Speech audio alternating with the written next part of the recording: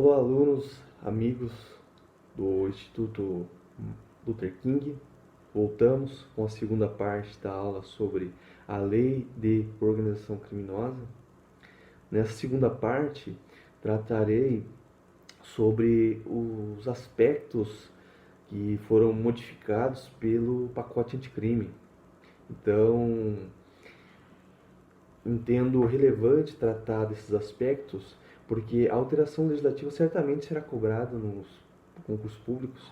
As bancas têm predileção por cobrar novidades legislativas e me coube aqui tratar dessas novidades. Eu acho relevante não só que os senhores assistam essa aula, mas façam a leitura atenta dos dispositivos legais.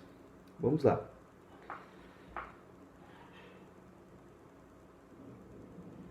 O artigo 3º-B da nova lei, ela criou lapsos temporais que sinalizam o início das negociações e constituem marco da confidencialidade. Olha só a previsão legal. O recebimento da proposta para formalização de acordo de colaboração premiada demarca o início das negociações e constitui também um marco de confidencialidade, configurando violação de sigilo e quebra da confiança e da boa-fé a divulgação de tais tratativas iniciais ou de documentos que as formalizem, até o levantamento do sigilo por decisão judicial.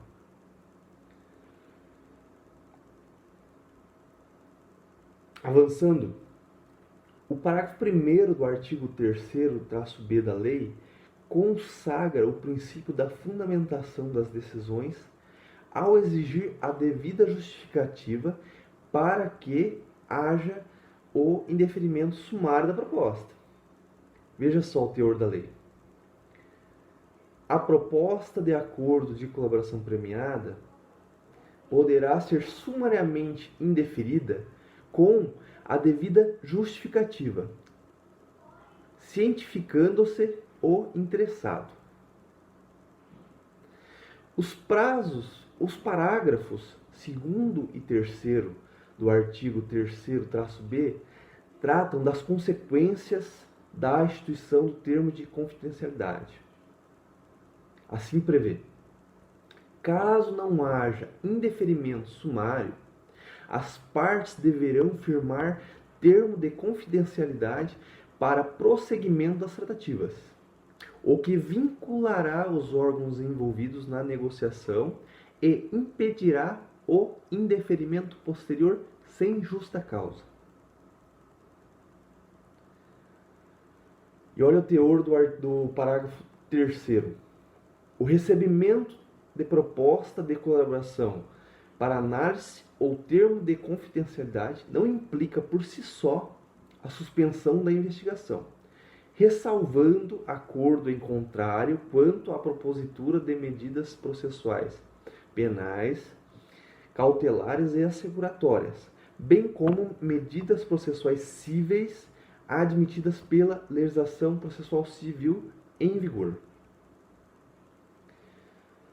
Os parágrafos 4º e 5º do artigo 3º-B da lei trazem formalidades a serem seguidas quando do estabelecimento do acordo de colaboração premiada.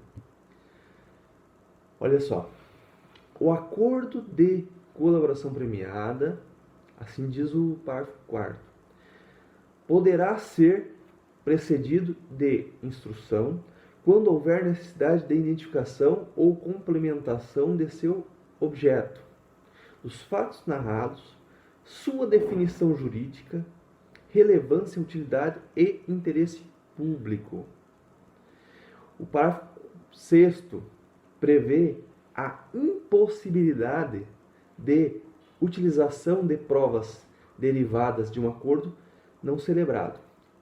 Assim diz: na hipótese de não ser celebrado o acordo por iniciativa do celebrante, esse não poderá se valer de nenhuma das informações ou provas apresentadas pelo colaborador.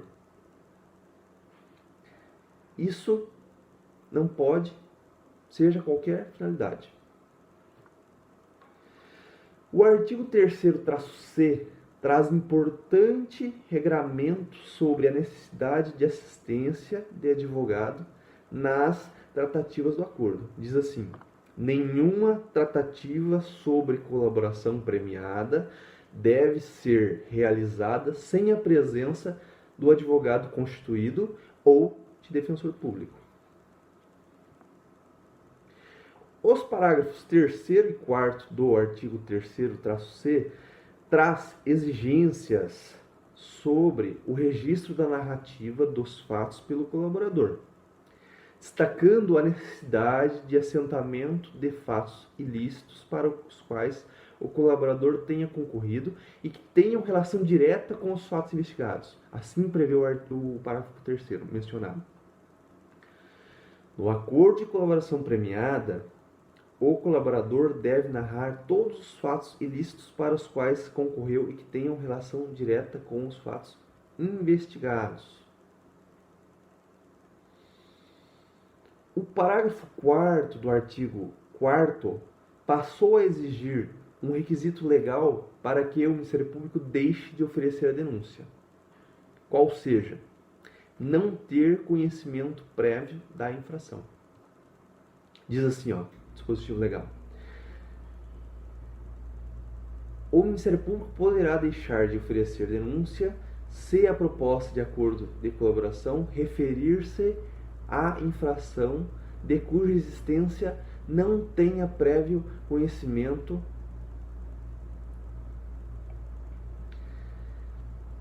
eu destaco que, para evitar a insegurança jurídica e maiores discussões entre a doutrina e a jurisprudência, a própria lei conceituou esse requisito da seguinte forma: considera-se existente o conhecimento prévio da infração quando o Ministério Público ou a autoridade policial competente tenha instaurado inquérito ou procedimento investigatório para a apuração dos fatos apresentados pelo colaborador.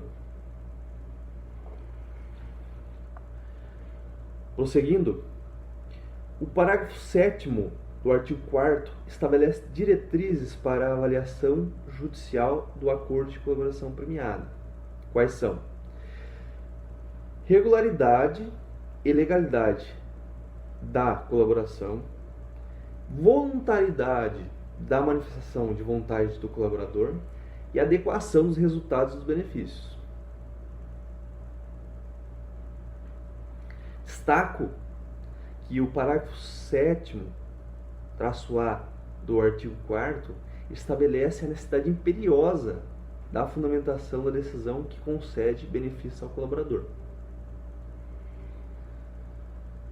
As previsões contidas nos parágrafos 7º-B, 8º, artigo 10º-A e artigo 13º expressam a preocupação do legislador com a possibilidade de ocorrência de acordos abusivos, bem como com a necessidade de observância do contraditório da ampla defesa nesses acordos. Assim prevê o parágrafo 7º-B. São nulas de pleno direito as previsões em acordos de renúncia ao direito de impugnar a decisão homologatória. O parágrafo 8º prevê assim: o juiz poderá recusar a homologação da proposta que não atender aos requisitos legais, devolvendo-a às partes para as adequações necessárias. O parágrafo 10º-A prevê que, em todas as fases do processo, deve ser garantido ao réu delatado a oportunidade de se manifestar após o decurso do prazo concedido ao réu que o delatou. É a consagração do entendimento referido na aula anterior do Supremo. Entendimento recente do Supremo que eu referi. O parágrafo 13º prevê que o registro das tratativas e dos atos de colaboração deverá ser feito pelos meios ou recursos de gravação magnética, de cinotipia, digital ou técnica similar, inclusive audiovisual, destinados a obter a maior fidelidade das informações, garantindo-se a disponibilização de cópia do material ao colaborador. Como decorrência da natureza da colaboração como meio de prova e não prova em si, e decorrência dos mencionados julgados do Supremo, o parágrafo 16 do artigo 4º prevê que as declarações do agente colaborador não poderão isoladamente fundamentar decisões de condenação, decisões em que se decreta medidas cautelares e decisão de recebimento de denúncia ou de queixa. Além das declarações do autor, há necessidade de comprovação do que se alega por outros elementos de conhecimento. Os parágrafos 17 e 18 do artigo 4º apresentam duas hipóteses de rescisão do acordo, como eu havia referido. Isso veio expresso com a nova lei. Essa rescisão pode ocorrer caso o colaborador tenha se omitido de forma dolosa sobre os fatos objetos da colaboração. E também essa rescisão pode ocorrer em caso do colaborador não cessar o seu envolvimento na prática ilícita. Isto é, o colaborador, para ser beneficiado pelo favor legal, ele tem que cessar o envolvimento na prática delitiva. Ele tem que deixar aquele meio criminoso e colaborar com o judiciário. Não terá o favor legal o criminoso que siga praticando crimes ao mesmo tempo que se propõe a colaborar, diz se propor a colaborar com o judiciário e com a justiça. O artigo 7º, com o objetivo de garantir que se possa extrair da colaboração os melhores resultados possíveis, prevê a necessidade de sigilo do pedido de homologação. E está previsto também que o sigilo não pode ser desconsiderado até o recebimento da denúncia ou da queixa, nem mesmo pelo magistrado, qualquer que seja o fundamento.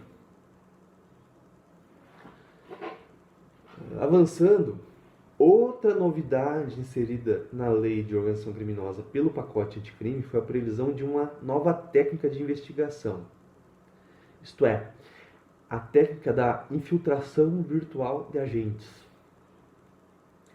A Lei 12.850 de 2013 já previa a utilização da infiltração de agentes como técnica especial da investigação, mas não previa a modalidade virtual. A modalidade virtual estava prevista antes no pacote anticrimes para investigação de crimes previstos no Estatuto da Criança e do Adolescente. Então, a nova lei ela previu dá a possibilidade de utilização da infiltração virtual de agentes no tratamento, na investigação, na persecução de crimes relacionados a organizações criminosas. A infiltração virtual de agentes é um meio de obtenção de prova em que o agente policial disfarçado passa a integrar a organização criminosa se valendo do meio virtual, a internet, para que assim possa reunir informações sobre a prática de delitos e sobre a organização criminosa, auxiliando assim ao desmantelamento dessa organização. Destaco que a infiltração virtual de agentes é meio de prova subsidiário, isto é, só cabe se houver impossibilidade de produção de provas por outros meios. A lei é expressa sobre esse requisito. O parágrafo 4º do artigo 10º-A da lei estabelece o período máximo de execução da infiltração virtual. assim prevê. Será autorizada pelo prazo de até 6 meses, sem prejuízo de eventuais renovações, mediante ordem judicial fundamentada e desde que o total não exceda 720 dias e, ressalto, desde que exista comprovada necessidade.